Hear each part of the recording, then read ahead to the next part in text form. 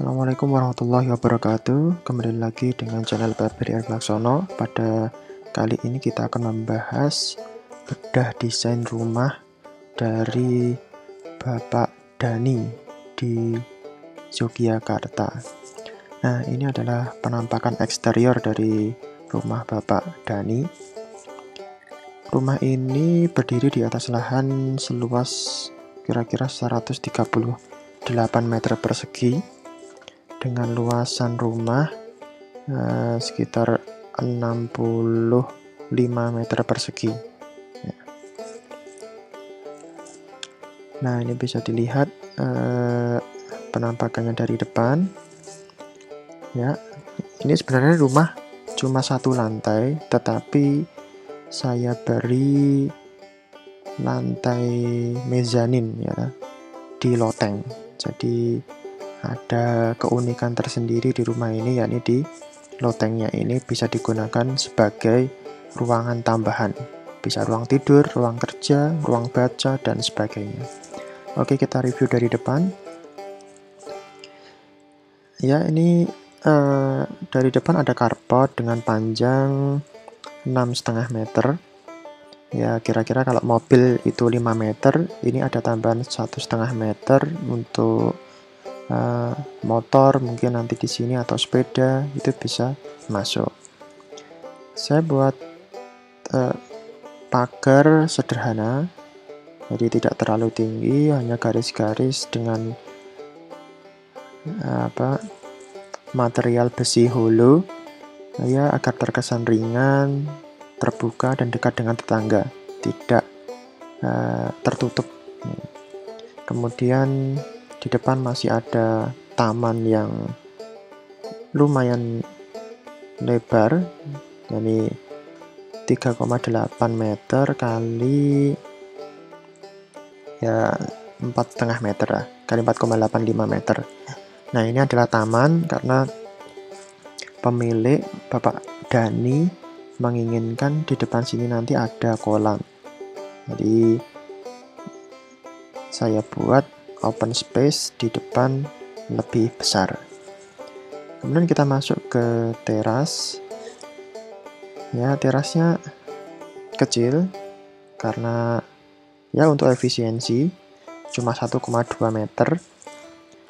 Cukup untuk sekedar menaruh sepatu ya dan sandal di teras ini, sehingga kalau masuk tidak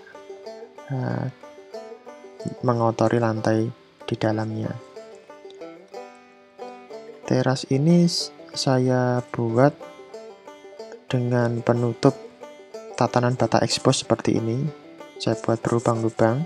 Ini tujuannya agar ketika pintu utama ini yang mengarah ke ruang tamu dibuka, tidak langsung kelihatan dari luar. Jadi menjaga privasi dari pemilik rumah. Karena ini penting, ketika membuka pintu kemudian langsung kelihatan dari luar itu sangat tidak nyaman, apalagi pemilik rumahnya adalah seorang ustadz ya. Istrinya berjilbab, jadi sebisa mungkin auratnya tidak kelihatan, sehingga penting untuk penutup rumah ini. Kemudian ada dua pintu ya. Di sini di kiri ini ada pintu lagi. Nah, ini salah satu hal yang penting kalau membuat rumah. Sebisa mungkin kalau lahannya cukup, fasadnya cukup, itu membuat dua pintu. Tujuannya yang pertama, kalau terjadi emergensi, misal ya semoga tidak ya, kebakaran dan lain sebagainya, ada pintu darurat untuk bisa keluar begitu. Misal di sini crowded, tidak bisa dibuka, bisa lewat satunya lagi. Nah, atau terjadi bencana lain ya, gempa bumi dan sebagainya, itu masih punya pintu emergensi untuk keluar. Fungsi berikutnya adalah ketika di ruang tamu ini ada tamu ya, tamu bukan keluarga, misal yang orang jauh lah gitu. Akan tetapi biar tidak mengganggu, maksudnya biar tidak mengganggu. Nah, misal asisten rumah tangga atau pemilik rumah atau misal istrinya mau lewat, itu tidak mengganggu ruang tamu ini, jadi bisa lewat di pintu sebelahnya ya, sehingga privasinya tetap terjaga. Kemudian ini ruang tidur. Nah, di ruang tidur ini saya buat hanya satu jendela, dan di atas jendela selalu saya beri lubang-lubang semacam ini ya. Ini panjang banget ini lubang ini. Jadi kalau membuat lubang seperti ini, di sini ada balok, di atasnya juga ada balok lagi. Ini juga ada lubang. Ini lubang angin ini penting agar sirkulasi udara tetap bisa keluar masuk dengan leluasa. Termasuk juga di atas pintu selalu saya buat kaca seperti ini, kaca mati, tidak bisa dibuka. Ini untuk sinar matahari agar bisa tetap masuk walaupun secara tidak langsung, sehingga di dalam rumahnya tetap terang gitu. Kita ke atas. Nah, kalau kita lihat atapnya, saya memilih atap bentuk pelana dengan bentuk yang tidak simetris ini ya. Jadi yang satu kemiringannya sekitar 35 derajat dan yang satu lagi sekitar 45 derajat ya, kemiringan atapnya. Saya buat dengan kemiringan yang berbeda agar ya lebih manis saja nih, biar sesuai dengan estetika dari rumah ini gitu. Nah, atap ini tidak semuanya atap pelana, tetapi saya beri atap dak ya, beton di sekitarnya. Nah, di sebelah kiri ini ada lumayan lebar ya dak betonnya, menyesuaikan modul kolomnya sekitar 2 meter. Kemudian yang kanan ini 50 cm untuk talang air. Jadi air hujan jatuh dari genteng ke atap dak ini ya, kemudian mengalir ke bawah. Nah, atap dak ini juga berfungsi sebagai pengaman. Jadi misal genteng ini bocor, butuh perbaikan, tukangnya bisa berpijak di sini. Nah, berpijak di atap dak ini, kemudian baru naik untuk memperbaiki sehingga lebih aman ya. Tidak, kalaupun jatuhnya tetap ke atap dak ini, tidak langsung jatuh ke tanah gitu. Nah, di atas ini ada lantai lagi, ini loteng sebenarnya. Plafon saya buat miring sehingga penghuni rumah bisa memanfaatkan ruangan di dalam sini sebagai ruangan tambahan. Nah, karena di atas ini pasti panas ya, namanya juga di iklim tropis. Kalau siang sampai sore ini pasti panas karena udara di dalamnya memuai, lebih panas dan tidak bisa keluar, sehingga saya buat lubang-lubang yang banyak ini. Nah, dindingnya ini sebenarnya tidak masif, ada tatanan bata expose dengan lubang-lubang seperti ini. Harapannya di atas udaranya tetap bisa keluar masuk dengan enak gitu kan. Ya, bahasa Jawanya was-wus lah, silir, jadi tidak panas. Termasuk juga di sini. Nah, juga saya buat berlubang. Nah, di fasad depan ini saya buat jendela dengan bentuk menyesuaikan kemiringan atap, ini miring dan ada 2 jendela yang bisa dibuka, sedangkan 3 daun jendela yang lainnya adalah kaca mati. Nah, kalau dilihat kusen pintu jendelanya saya kombinasi ya, antara kayu warna coklat, finishing pelitur, dan finishing cat ya. Ini finishing cat warna putih, jadi biar lebih dinamis dan tidak monoton. Termasuk juga finishing dari dindingnya ada dua jenis ini. Yang pertama ini sawutan, atau mungkin di daerah lain namanya kaprotan. Ini sebenarnya hanya plesteran, kemudian plesteran semen itu yang masih kasar disaut ya, disaut dengan bantuan sekop ya, sekop dan apa itu namanya, streamin, sehingga bentuknya kasar-kasar seperti ini.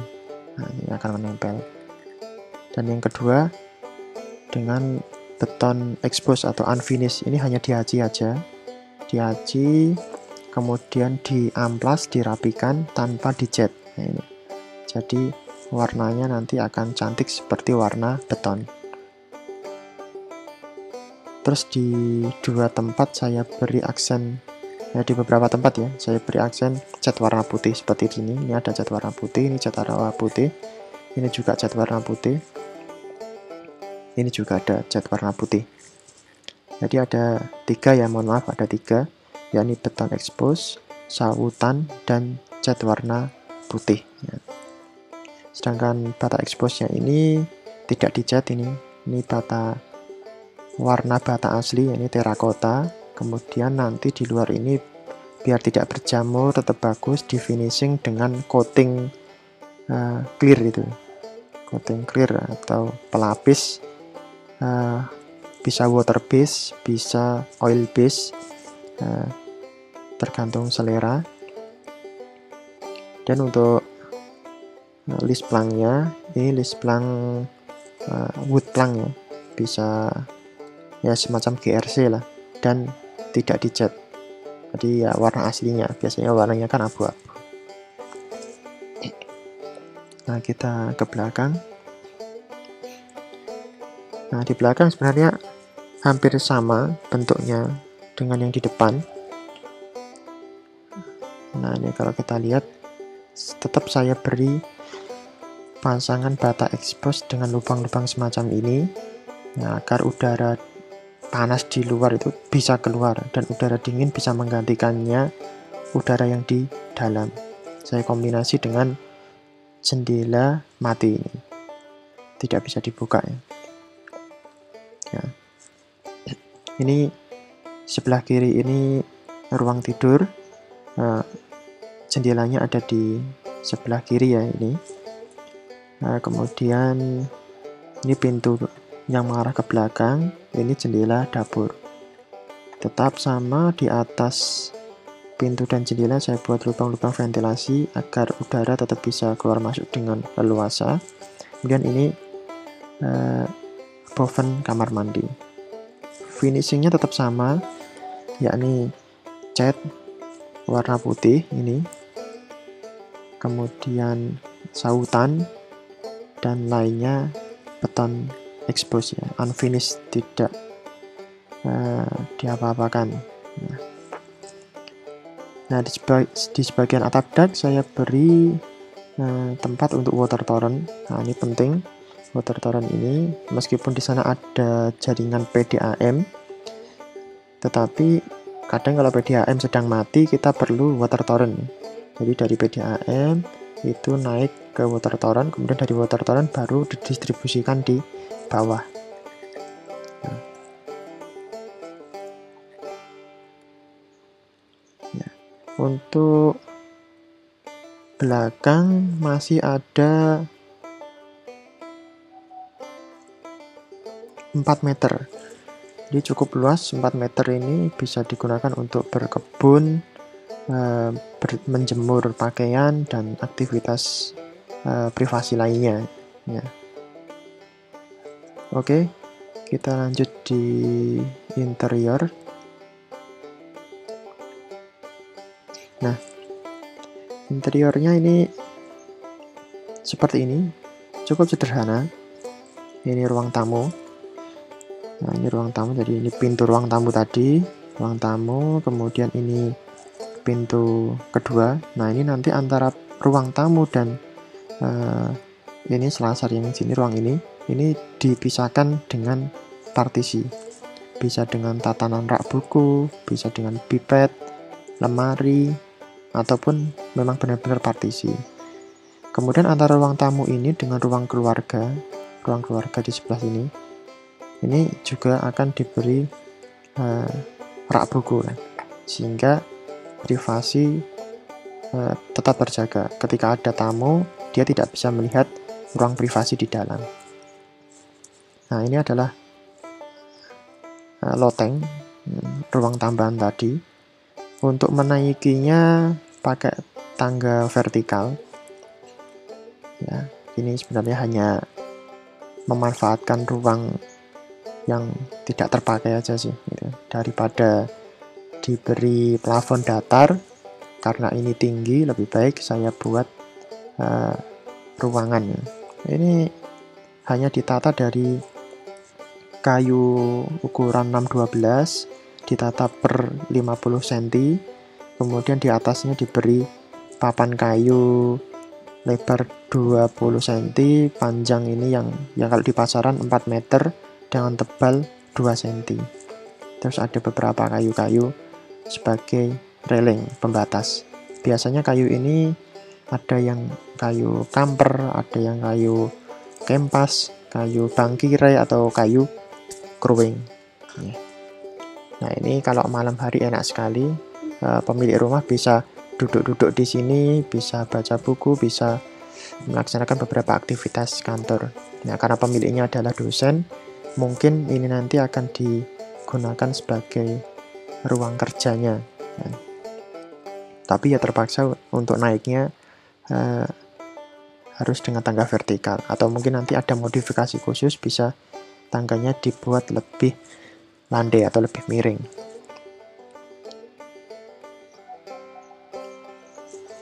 Nah, ini adalah penampakan dari rak buku tadi. Kira-kira desainnya seperti ini. Nanti akan ditutup pakai kaca buram itu, kaca es, sehingga tidak kelihatan, dan diberi buku-buku, jadi sudah tidak kelihatan sama sekali. Ini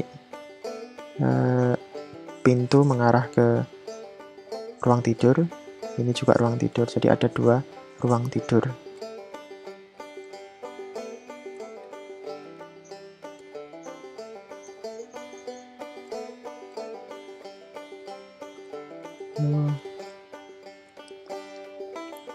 Oke, mungkin eksteriornya dan interiornya cukup sampai di sini. Sangat sederhana. Ini rumah pertama dari Bapak Dani di Yogyakarta.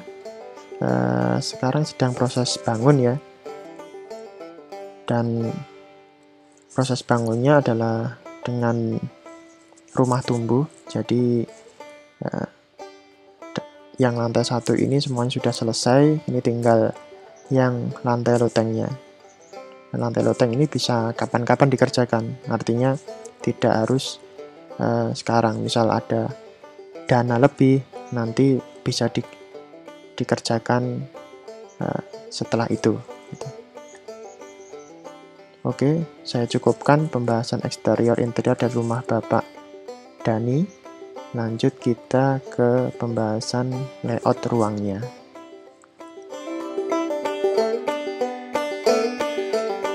Oke, kita lanjutkan pembahasan bedah layout dari rumah Bapak Dani di Yogyakarta. Ini adalah denahnya. Nah, kita mulai dari depan. Ini jalan ya. Kemudian dari jalan naik, biasanya saya buat 5 cm. Naik ke arah carport, kemudian di sisi selatan ada taman yang nantinya akan ada kolam ikan cupang Alaska. Carport ini sebagian teratapi, jadi kalau yang depan ini 4,3 meter ini tidak teratapi, kemudian yang 2,2 ini teratapi. Jadi karena pemiliknya belum ada mobil, jadi hanya motornya ada 2, jadi bisa disimpan di sini, di carport sini. Nah, jadi sudah tidak kehujanan. Kemudian ada teras kecil dengan pembatas berupa bata ekspos berlubang, Sehingga kalau ini tadi seperti yang saya sampaikan, kalau pintu ini dibuka, orang luar itu tidak langsung melihat ke arah dalam. Jadi privasinya terjaga. Dan ada ruang tamu. Nah, antara ruang tamu dengan ruang keluarga itu dibatasi oleh partisi movable, ini rak buku. Nanti bisa digeser-geser sehingga ketika ada acara, misal acara keluarga, arisan, dan acara lainnya yang membutuhkan ruang banyak, nah ruang sebesar ini bisa digunakan. Nah, jadi ruangnya tidak masif. Ini adalah pintu. Ketika ini di sini ada tamu, kan daripada lewat depan ini mengganggu, jadi lewatnya samping sini. Nah, terus ada dapur, dapurnya kecil, ya. Ini ada kompor, terus ini kitchen sink. Nah, kemudian ruang keluarga, ada TV. Nah, pintu dari ruang tidur itu langsung ke ruang keluarga. Di ruang tidur pertama lebih luas sedikit ya, 3,2 kali 3, sedangkan ruang tidur anak ini 3 kali 3 meter. Nah, ada kamar mandi atau WC di ini. Terus pintu arah luar dengan taman masih 4 meter, 4 kali 8, jadi cukup luas. Jadi nanti kalau rumah tumbuh ya, tambah satu ruang lagi, misal di sini untuk ruang makan atau satu kamar tidur lagi masih bisa. Bahkan untuk 2 lantai di sisi sini masih bisa. Nah, layout ruangnya cukup sederhana karena memang keluarga muda, keluarga baru.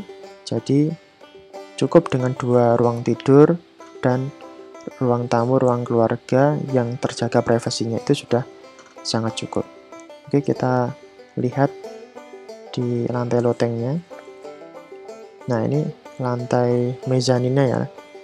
Lantai mezanya seperti ini.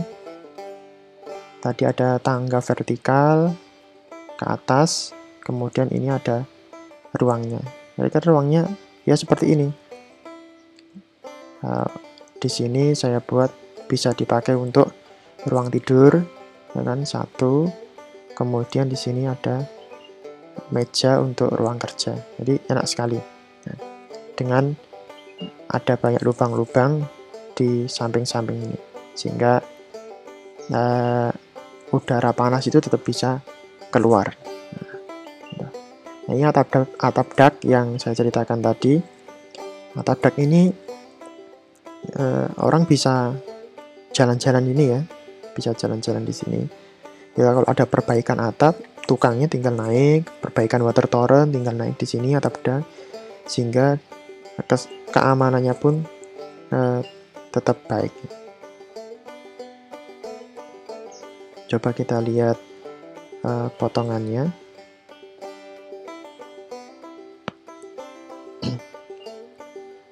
Ini potongan di area kamar mandi. Nah, ini dapur tadi, kemudian kamar mandi, ruang tidur anak ini ya. Nah, ini requestnya kalau ruang tidur anak ini sampai atas plafonnya. Ini plafonnya miring, benar-benar dibuat miring, sehingga kesan luas dari ruangan ini dapat. Berikutnya ini apa ini? Bata ekspos berlubang agar udara tetap bisa keluar. Nah, ini atap dak tadi. Atap dak agar ya perbaikan bisa tetap bisa berjalan di sini dengan enak, nyaman. Nah, kita lihat potongan yang lainnya. Nah, ini potongan yang mezanin. Nah, ini lantai mezaninnya. Konstruksinya cukup sederhana, hanya kayu-kayu 612 ditata per jarak sekitar 50 cm, kemudian di atasnya ada papan kayu 2 cm tebalnya. Itu sudah cukup kuat. Nah, karena bentangnya hanya 3 meter. Nah, untuk pondasinya ini ada kombinasi pondasi footplat dan menerus ya, pondasi batu kali. Kalau yang ini 3 kolom ini pakai footplat semuanya, karena estimasi di area sini ada lantai mezanin dan lebih tinggi plus ada atap sehingga ada pondasi footplat. Sedangkan di sebelah kanan ini tidak, hanya pondasi menerus saja, hanya pondasi batu kali karena bebannya sedikit. Apalagi ini letaknya di Bantul yang dulu pernah gempa ya. Jadi lebih baik pondasinya dibuat footplat seperti ini. Oke, mungkin ini yang bisa saya sampaikan tentang ulasan masalah desain layout dan potongan dari rumah Bapak Dani di Yogyakarta.